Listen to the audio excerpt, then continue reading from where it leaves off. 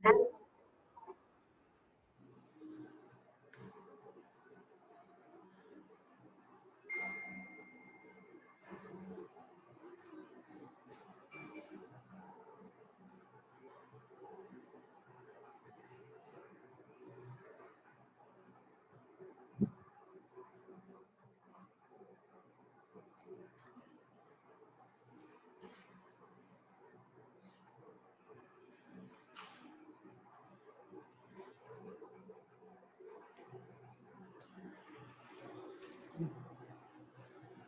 ni.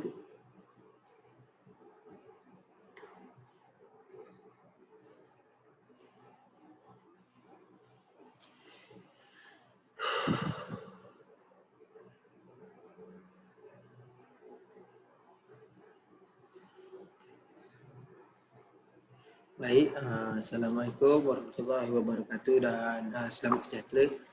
Saya Muhammad Muzaffar bin Jamaluddin. Di sini saya ingin memberi sedikit ulasan tentang lisensi buku iaitu kajian wacana dan strategi komunikasi, teori dan aplikasi. Nombor matrik saya 1998. Baik, saya akan menceritakan tentang kajian tentang buku ini. Baik. Semua semestinya sudah ada tentang buku ini dan saya juga hanya akan menerangkannya secara ringkas mengikut bab-bab dan juga topik. Baik, yang pertama sekali, bab 1 ya. Kajian wacana. Wacana merupakan bahasa daripada individu atau kumpulan dalam bentuk ujaran, interaksi, teks dan tulisan. Baik, wacana ni maksudnya bervariasi ataupun pelbagai. Ianya bergantung kepada sesuatu konteks atau situasi keadaan tersebutlah. Baik, dalam hierarki bahasa, wacana terletak di tingkat yang tertinggi, iaitu tingkat teratas.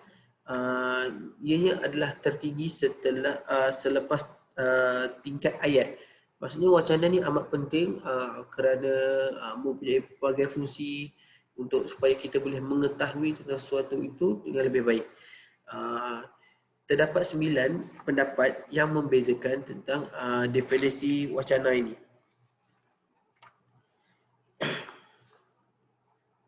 Baik, saya terus ke bab kedua iaitu teori dan pendekatan wacana.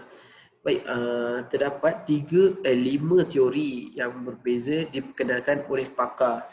Yang pertama saya sentuh tentang teori analisis wacana Brown and Yulee 1983. Yang kedua iaitu teori analisis wacana Stubb 1983 juga. Yang ketiga teori wacana kritis Van Dyke iaitu pada 1977. Yang keempat, pendekatan analisis wacana Nurmaliza Abdul Rahim 2018 dan juga teori wacana analisis wacana Nurmaliza Abdul Rahim 2018. Baik, menurut teori analisis yang pertama, menurut Brown and Yulee telah menyeraikan 4 elemen wacana iaitu elemen pra-andaian, implikator, rujukan dan juga inference. Baik, itu adalah mereka juga menyatakan bahawa wacana boleh dianalisis melalui kajian teks, tulisan, ujaran dan juga interaksi. Seperti saya telah katakan, ini adalah bergantung kepada situasi lah ataupun konteks sesuatu. Baik, menurut Stubb pula, analisis wacana merujuk kepada kajian bahasa terhadap ayat dan klausa. Dalam erti kata lain, analisis wacana adalah untuk mengkaji unit linguistik yang lebih besar, misalnya perbualan ataupun teks yang bertulis. Baik, bagi yang ketiga pula iaitu analisis wacana kritis Van Dyke. Van Dyke pula membahagikan wacana kepada beberapa elemen iaitu makro, mikro, kuasa kawalan, kawalan wacana awam dan juga kawalan pemikiran. Dia juga terdapat juga rajah yang telah disediakan seperti di dalam buku ini untuk supaya pembaca lebih mudah untuk memahaminya. Baik,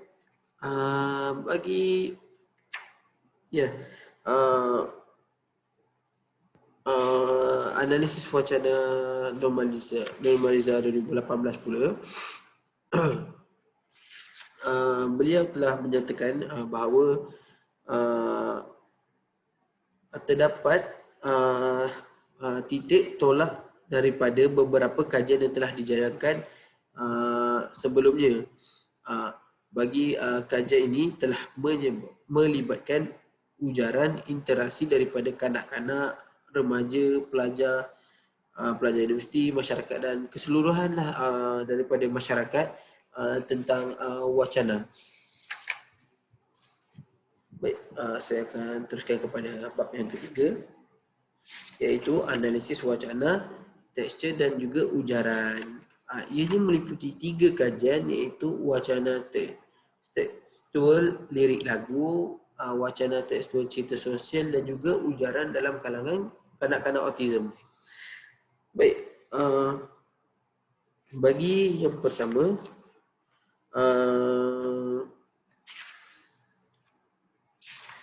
ianya terdapat juga cerita sosial, iaitu kajian wacana tekstur cerita sosial akan menganalisis 5 cerita sosial bertajuk Keluarga Saya Istimewa, Nenek dan Datuk, Hati dan Jiran. Cerita ini ditulis sebagai tujuan memberikan kesedaran kepada masyarakat tentang terdapat juga cerita tentang kanak-kanak autism yang baik hati, yang suka membantu jiran dan juga seorang kanak-kanak yang baiklah.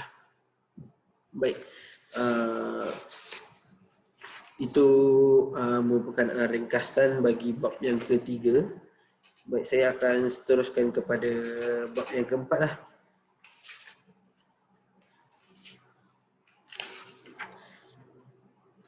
Baik, bagi bab keempat pula, iaitu strategi komunikasi. Strategi komunikasi ini merupakan strategi untuk seseorang melakukan komunikasi ataupun cara kita untuk berbual dengan orang lain. Baik, komunikasi boleh dijalankan dalam kumpulan yang kecil, seorang ataupun dua orang, ataupun dalam kumpulan yang besar, seperti seorang yang memberikan ceramah ataupun melakukan talk di sesuatu majlis. Ada juga komunikasi melalui peralatan digital, seperti kita menggunakan, contoh seperti sekarang pada COVID-19, kita lebih kepada online semua atas talian. Kita menggunakan Google Meet, Zoom, ataupun kita boleh video call.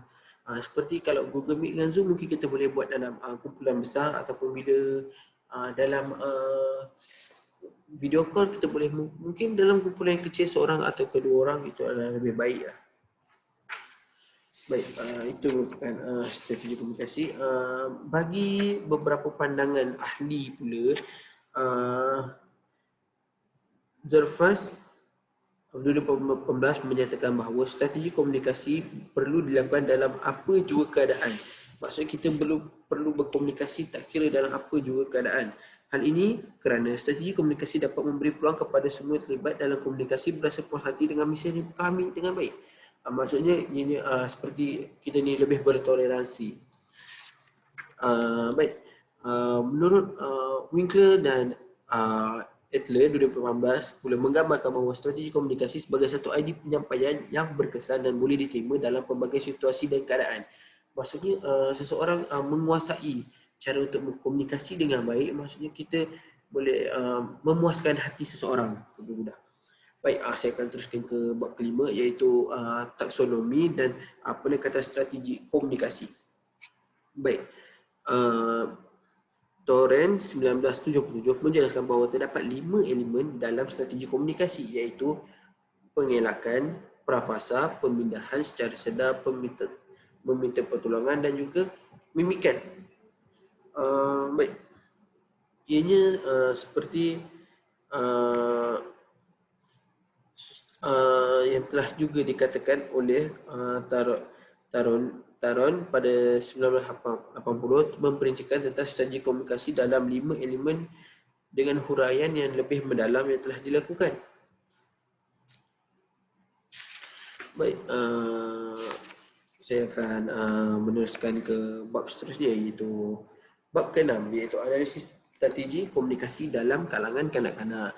Kajian terdiri daripada kajian ini pengkaji telah melakukan kajian kepada 10 orang pelajar yang berumur 11 tahun hingga ke 12 tahun. Perbincangan ini dilakukan selama 15 minit. Pengkaji juga merakam dan juga mentranskripsikan dan analisis dengan menggunakan 16 pendekatan strategi. Maksudnya pengkaji telah melakukan kajian tentang komunikasi ini. Data juga dianalisis menggunakan frekuensi bagi setiap strategi komunikasi supaya ianya lebih berkesan. Baik. Maksudnya ini cara seorang budak-budak berkomunikasi ataupun seseorang yang belum matang ataupun belum matang kerana mereka mempunyai sekolah rendah, dan juga cara mereka berkomunikasi sebelum mereka ke alam yang seterusnya. Baik, bagi cadangan kajian yang akan datang merupakan bahasa isyarat, bahan bercetak, bahan elektronik dan juga media sosial. Seperti bahasa isyarat, seluruh dunia menggunakan bahasa isyarat yang hampir sama, seperti untuk menunjukkan isyarat makan dan juga sebagainya lah. Mungkin terdapat bahasa isyarat yang boleh dikaji semula ataupun pembaharuan bagi bahasa isyarat itu supaya boleh difahami oleh masyarakat kini. Bagi bahan bercetak pula, perlu mengikut peredaran zaman yang lebih baik. Bagi bahan bercetak boleh digunakan dalam kajian wacana adalah seperti surah akhbar bagi pengetahuan, bagi majalah pendidikan, hiburan dan juga sebagainya lah.